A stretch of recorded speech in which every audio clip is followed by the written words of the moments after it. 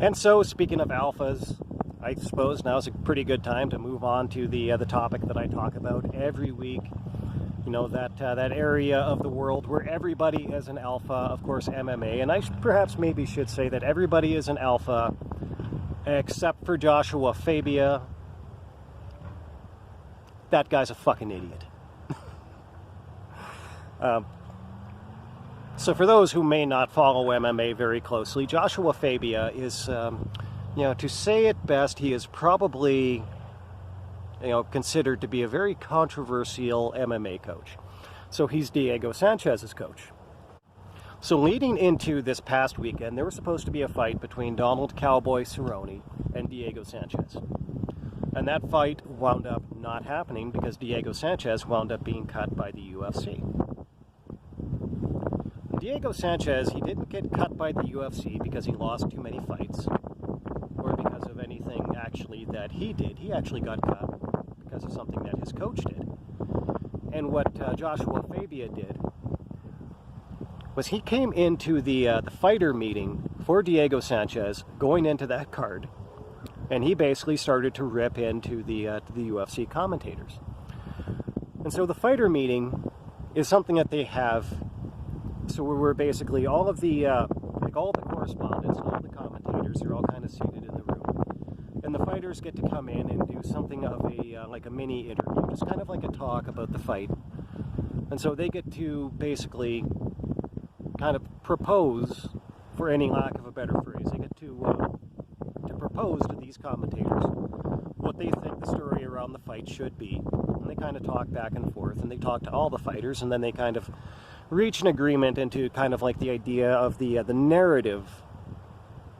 Well, I guess I shouldn't say there's really no agreement between the commentators and the fighters. They kind of reach a sense amongst the consensus among the commentators of what they think the narrative surrounding the fight should be.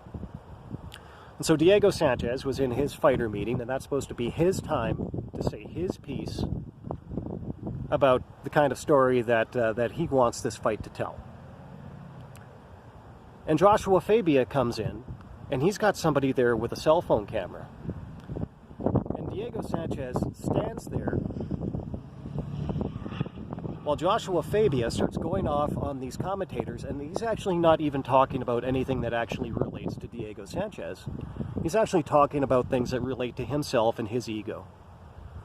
And so he's sitting there and he's telling these commentators, and he's like, oh, such and such and such and such and such and such, they respect me, and so you should respect me. And when you're talking about me, you should talk about me, you should talk about how much you respect me. Was basically kind of the gist of the whole thing. And it was just such an incredibly pathetic and insecure performance on his part. And it was incredibly selfish. He walked into Diego Sanchez's time to tell Diego Sanchez's story, and he makes it all about himself, and he actually winds up torpedoing probably what is the most important phase of Diego Sanchez's career. He's kind of a fighter that's been judged for quite a while to most likely be on his way out of the UFC. So he's on his way out of the top promotion on the planet. These are times that are going to have a very big impact on his legacy as a fighter.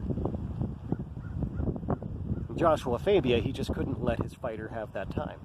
He had to go in and he had to take advantage of that time to make the whole thing about himself.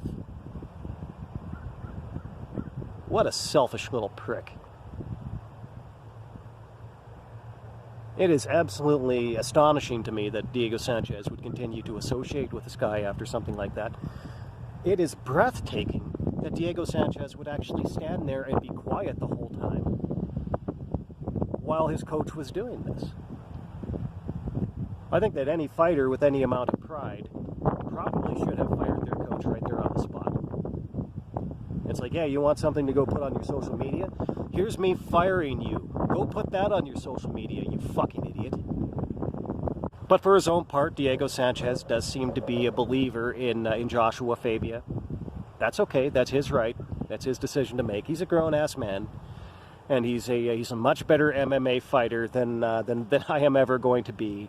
You know, if I were to train every day for the remainder of my life, I would never be as good as Diego Sanchez.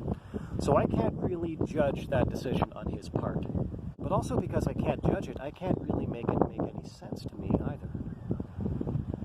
So while everybody's talking about, you know, Joshua Fabia, you know, and his behavior in that whole thing, nobody really seems to be talking about Diego Sanchez and the fact that Diego Sanchez let this thing happen.